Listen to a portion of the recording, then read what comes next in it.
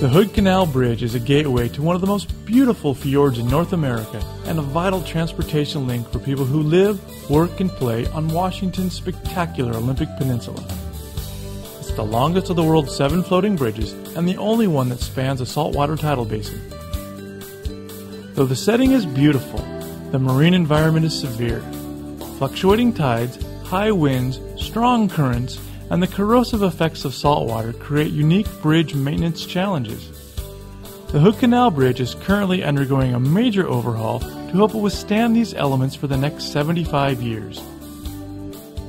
Before the bridge opened in 1961, drivers had only 2 choices to get to or from the Olympic Peninsula: drive 60 miles around the canal, or take one ferry after another, leapfrogging across the region's maze of inland waterways. There was always a mad race between the end of the Edmonds-Kingston ferry and the start of the ferry across the canal. When the bridge opened, that mad rush pretty much stopped. More than 15,000 vehicles cross Hood Canal Bridge each day. The importance of the Hood Canal Bridge can't be overstated. The Olympic Peninsula, there are only 5 entry points onto the peninsula. The vehicle traffic on that bridge by itself is greater than the vehicle traffic on any of the other 4 entry points onto the Olympic Peninsula. So it is essential for the livelihood and economic vitality of the Olympic Peninsula. Designing the bridge to withstand the steady barrage of wind, waves, currents, and tides took some ingenuity. It's composed of 4 different types of segments: the approach spans, the transition spans, the pontoons, and the draw span. The approach spans are fixed structures built on piers. They attach the bridge to land at either end. Moving inward, the next segments are called transition spans.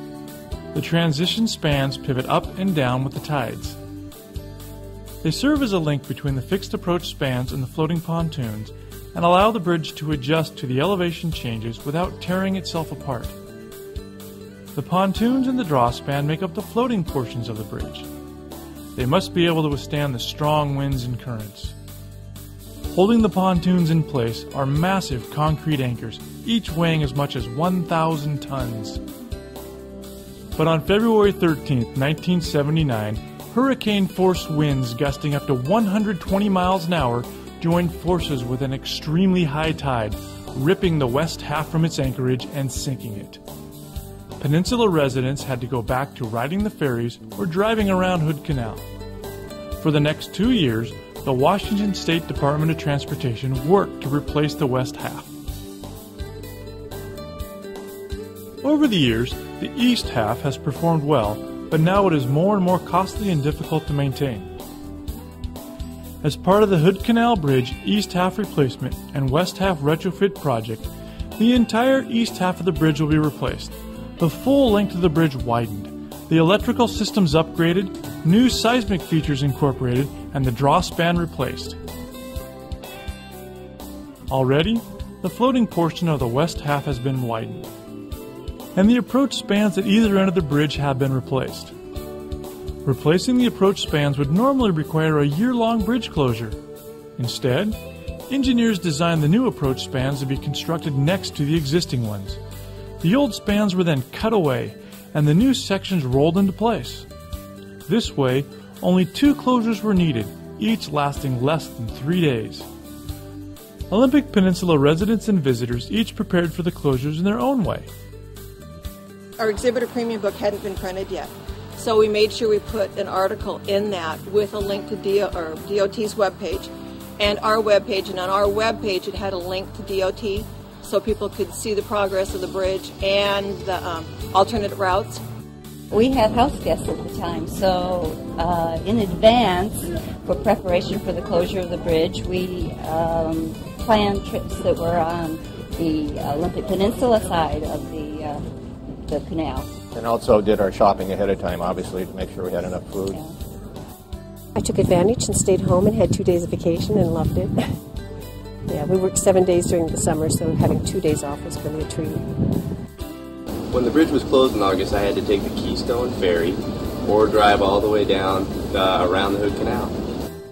Well, I ended up staying in Port Townsend and not having to make a trip. For those few travelers who arrived at the bridge unaware that it was closed, volunteers stood ready to help. Well, we kind of acted as a hospitality room. We were open from 9 in the morning till 7 at night during the closures.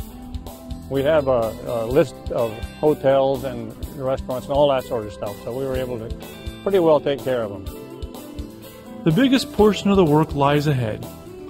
Constructing new transition spans, building 14 new pontoons, and refurbishing 3 existing pontoons. The new pontoons will be constructed in a special kind of dry dock called a graving dock. The first site chosen was in Port Angeles, but it proved unacceptable due to archaeological findings. The pontoons will now be constructed in a graving dock in the Tacoma area. The bridge will close when the old floating segments and transition spans are cut away and the new ones installed. This closure will last 6 to 8 weeks, and drivers will need to get by without the bridge during that time. When the bridge closes for 6 weeks, it will be a long closure, and if it falls during the summer, which is my most productive season, I probably will spend half my time here and half my time on the other side where I live. One of the most important tools people can rely on in planning for the closure is the project website, hoodcanalbridge.com. We have a wealth of information about the closure and how to get around the closure on our Hood Canal Bridge website. Travel to and from the Olympic Peninsula during the closure will take some extra time, but alternative routes will be available. We worked together as we did in the past on those 4-day closures.